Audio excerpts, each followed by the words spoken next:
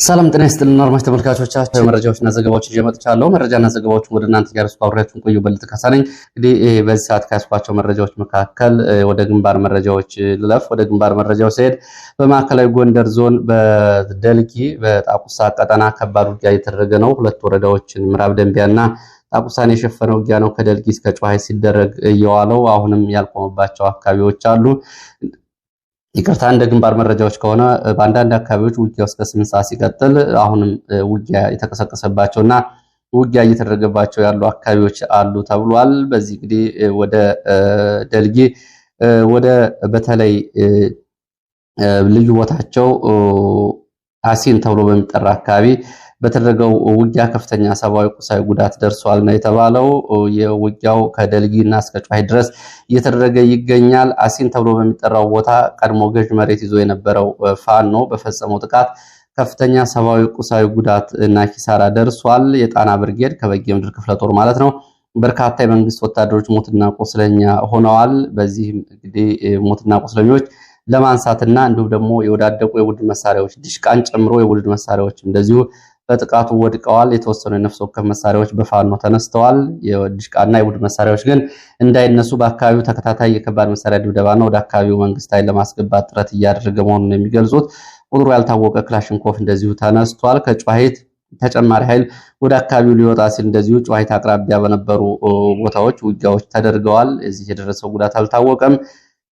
ሌላ ከመኮንታ ቴክኒክ ተብሎ በሚጠራው አካባቢ እንደዚሁ ወደ ደልጊ ከተማ በዚህ በሁለት አቅጣጫ ወደ ደልጊ ከተማም እንደዚሁ ፋኖ ገብቶ ነበረ። ከመኮንታ ቴክኒክ ኮሌጅ አካባቢ የተጀመረው ውጊያ ነው እንግዲህ እስከ ጨዋሂ ድረስ የዘለቀው። ከጣቁሳ ደንቢያ እስከ ጨዋሂ ድረስ ባለው ውጊያ ውሎ ዝርዝር መረጃዎች እየተጣሩ ነው። በተለይ አብጋ ላይም እንደዚሁ ተሽከርካሪ ላይ ጥቃት ተፈጽሟል ነው የተባለው። በደልጊ ዙሪያ አርማ፣ ሻልሸዋ እንደገና ከሰዓት በኋላ ውጊያ ተቀስቅሷል። ትምህርት ቤቱ አካባቢ ውጊያ ነበረ። ደልጊ ከተማ አጠቃላይ እንቅስቃሴ ቆሟል ነው የተባለው። ከደልጊ እንደዚሁ ወደ ሻውራም የሚወስደው መንገድ የትራንስፖርት እንቅስቃሴ ቆሟል። ከደልጊ ወደ ጨዋሂት እና ወደ ጎንደር የሚወስደውም እንደዚሁ የትራንስፖርት እንቅስቃሴ ቆሞ ነው እየዋለው ተብሏል። በዚህ እንግዲህ የደረሰው ጉዳት በዝርዝር እየተጣራ ነው። ዝርዝር መረጃዎች እንደደረሱ ወደ እናንተ የማደርስ ይሆናል። የአማራ ፋኖ በጎንደር ጠቅላይ ግዛት ለዚህ ቃል አቀባይ ፋኖ ኪሩቤል ዝርዝር መረጃዎችን እያጣራን ነው፣ መረጃዎች እንደደረሱ እናደርሳለን ብሏል። በፋኖ በኩል ያለው መረጃ ነው። የአካባቢ አይን ማኞች የሚሉትን ደግሞ እኔም አጣርቻ አደርሳቸዋለሁ። ወደ ራያ ቆቦ ስንሄድ ራያ ቆቦ የፋኖ ሰራዊት በሌለባቸው አካባቢዎች የመንግስት ወታደሮች በፈጸሙት የአዳፍኔ የከባድ መሳሪያ ጥቃት የእርሻ ስራ እንቅስቃሴ ተቋርጧል ነው ያሉት። ላለፉት 9 ቀናት በራያ ቆቦ በርካታ ቀበሌዎች በተፈጸመ የከባድ መሳሪያ ድብደባ ምክንያት የእርሻ ስራ እንቅስቃሴ ቆሟል። ሸዎች፣ አመያ፣ ቀዩ ጋሪያ ተብሎ በሚጠሩ አካባቢዎች የእርሻ ስራ አቆመዋል። አርሶ አደሮች በቤታቸው ውስጥ ተደብቀው እንዲሁም ደግሞ በድንጋያማ ስፍራዎች ተደብቀው ነው እየሰነበቱት። ከፍተኛ ስጋት የጣላቸው ደግሞ ቀረንሳ ጊዮርጊስ ተብሎ የሚጠራው አብያተ ክርስቲያን በመድፍ መመታቱን ተከትሎ ከዛ በኋላ ሰዎች ተስፋ ቆርጠው ከቤታቸው ወጥተው በድንጋይ ስር እንደሰነበቱ ነው የሚገለጸው። የቤተክርስቲያን እንግዲህ በመድፍ ተመቶ አሁንም ጉዳት እንደደረሰበት ነው። ለመጠገን እንደዚሁ አሰባሳቢ ኮሚቴ ጥሪ አድርጓል። ወደ ሰከላ ስንሄድ ሰከላ እንደዚሁ ከስምሪት ቀጠና የወጡ የሚሊሻ አባላት ወደ ፋኖ ተቀላቅለዋል።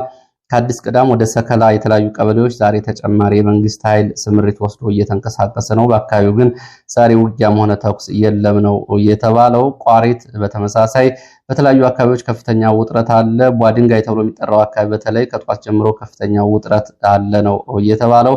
ብራዳማ ተብሎ የሚጠራው ቦታ ሰከላን አዴትንና ደጋዳሞትን በሚያገናኘው ቦታም እንደዚሁ ሰሞኑን በነበሩ ውጊያዎች ከፍተኛ ጉዳት ያስተናገዱ የመንግስት ወታደሮች ቁስለኞች ዛሬ በአዴት በኩል ወደ ባህር ዳር ተወስደዋል ተብሏል። ከ2 ቀናት ቆይታ በኋላ ነው ቁስለኞች የተነሱት እንዲሁም ደግሞ ወደ የተጓጓዙት ማለት ነው። ሌላውም ወደ ሰከላ፣ አዴት፣ ደጋዳሞት ባሉ አጠቃላይ ቀጠናዎች ሁኔታዎቹ ባሉበት ሲሆን ውጥረቶች ግን አሉ። ለ30 ደቂቃ የመንግስት ኃይሎች ይዘዋት የነበረው ገበዘ ማርያም የቋሪት ወረዳ ዋና ከተማን እንደዚሁ ለቀው ወጥተዋል ነው የተባለው።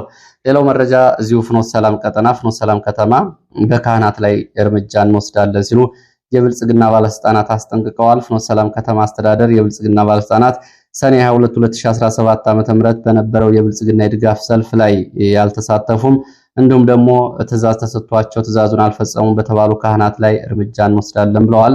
ምንድነው የሆነው? ካህናቱ ገና 12 ሰዓት ቀደም ብለው ቅዳሴውን እንዲጨርሱና ምዕመኑን እንዲበትኑ ትዕዛዝ ተሰጥቷቸዋል። ግን በተለመደው መንገድ እሁድ ነው የዕለተ ሰንበት ቅዳሴ የቆየባቸውን አብያተ ክርስቲያናት ካህናት ነው እንቀጣለን የተባሉት።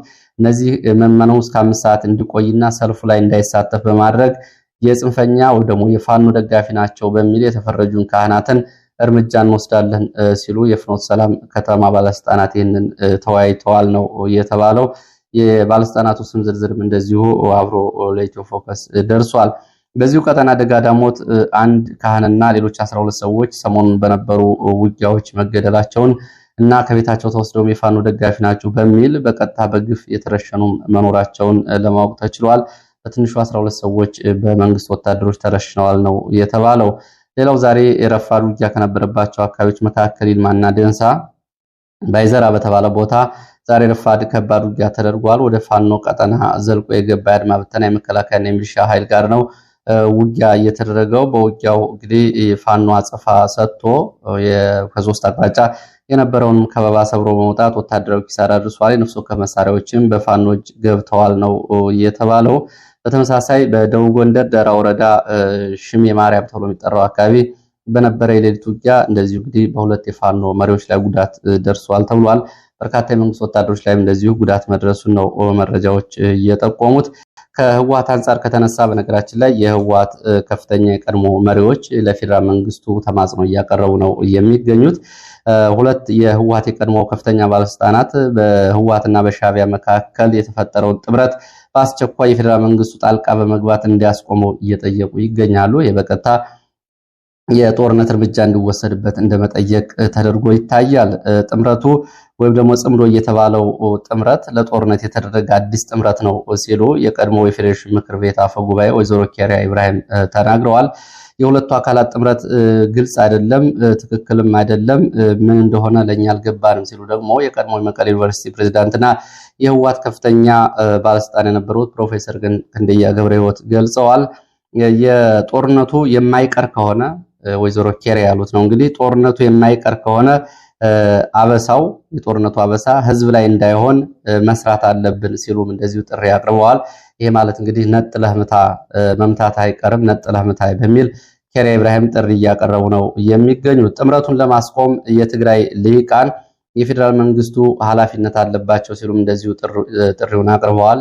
በትግራይና በኤርትራ መካከል የተጀመረው ግንኙነት ግን ብዙዎቹ ያው በናፍቆት ጠብቀው የነበረው ነው ሲሉ ነው የሚያዩት። በፖለቲካዊ ደግሞ የህወሓት ባለስልጣናት የቀድሞዎቹ እርምጃ እንዲወሰድ እየጠየቁ ነው የሚገኙት። የኢትዮጵያ ሉዓላዊ ድንበርን በተመለከተም እንደዚሁ እርምጃ ሊወሰድ ይገባል እያሉ የፌዴራል መንግስቱን እየገፋፉ ይገኛል። በእነሱ በኩል የፌዴራል መንግስቱ እንደዚህ አይነት ንግግሮች ከተደረጉ በኋላ ቀጣይ በሚሆኑት ጉዳዮች በትግራይ ህዝብ ለማዳንና የትግራይ ፖለቲከኞች ባደረጉት ጥሪ እየተገባበት ጦርነት ነው ወይም ደግሞ ግዳጅ ነው ለማለት ቅድመ ሁኔታዎች እንግዲህ በዚህ መንገድ እየተስማሙ ነው። ሰሞኑን በአዲስ አበባ ዩኒቨርሲቲ የትግራይን ሰላምና ጉዳይ የተመለከተ መድረክ ተዘጋጅቶ ነበረ።